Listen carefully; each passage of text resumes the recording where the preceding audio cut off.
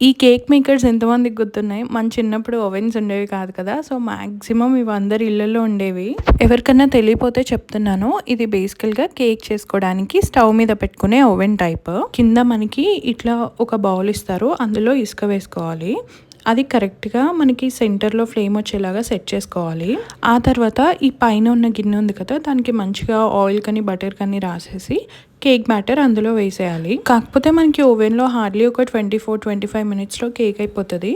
But ఈ ప్రాసెస్‌లో మనం ఓన్లీ సిమ్‌లో పెట్టాలి. హైలో పెట్టకూడదు. కేక్ మాడిపోతది. అప్రాక్సిమేట్‌గా ఒక 60-65 మినిట్స్ పడతది కేక్ అవ్వడానికి. కాకపోతే నేనొకటి అబ్జర్వ్ చేశాను.